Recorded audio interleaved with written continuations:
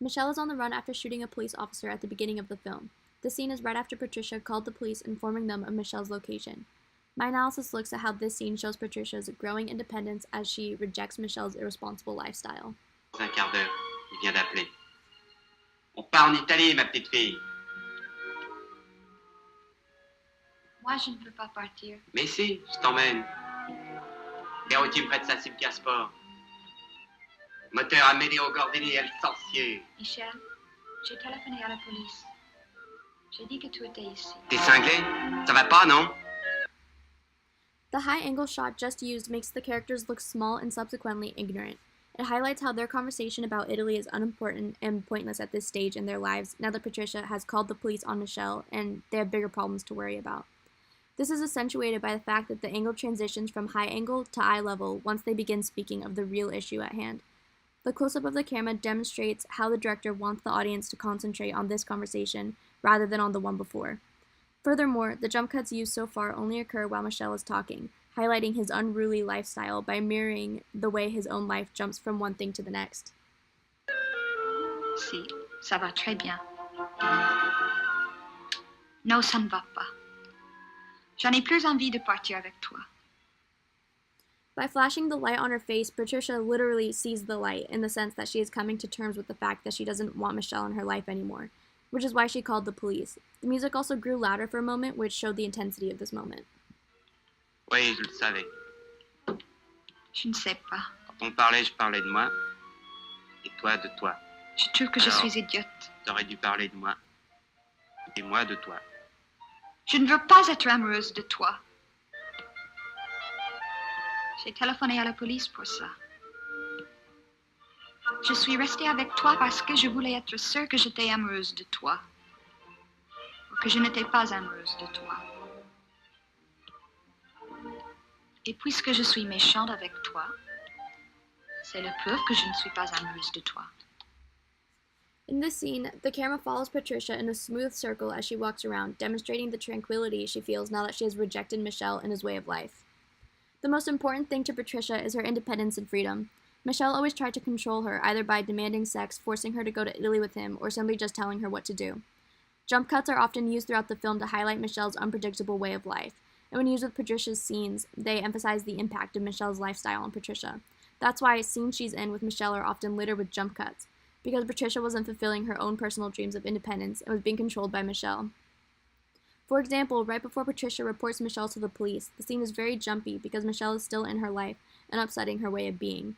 I'll show you that scene now. Once she finishes the phone call, the jump cuts cease.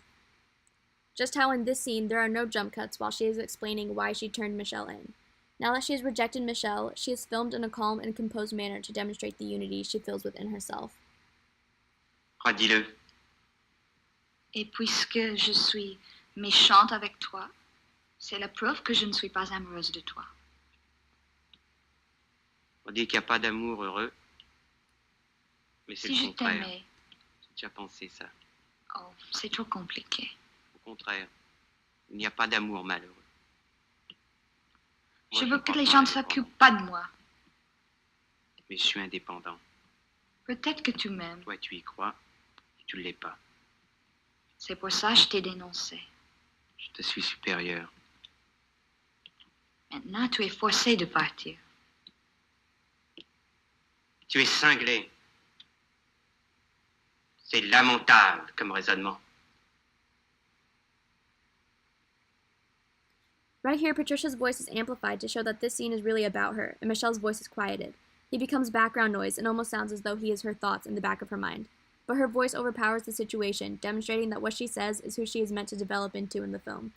Since what Michelle is saying reflects what Patricia has been thinking about herself throughout the film, her voice overpowering him essentially signifies her shedding that way of thinking. She believes in independence, and now she is independent.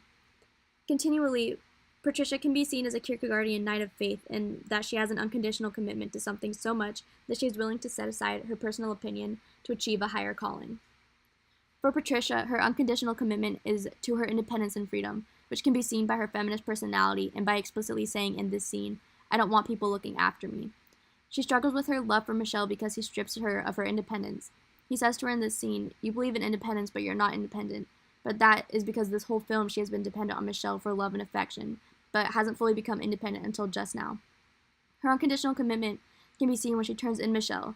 She betrays someone she arguably loves just to keep her freedom and her independence. Patricia also falls into the category of Nietzsche's preparatory human beings. In Nietzsche's Gay Science, he says that the world needs more people who know how to be silent, lonely, resolute, and content and constant in invisible activities. After abandoning Michel, Patricia becomes this person. When Nietzsche says lonely, he means able to be alone and steadfast in oneself. Patricia is independent and determined in her life and her career, making her a resolute person. She never brags about her accomplishments and lives with no regret in her life. She is content with everything that she does. Because of this, that makes her a preparatory human being in terms of Nietzsche. C'est lamentable comme raisonnement.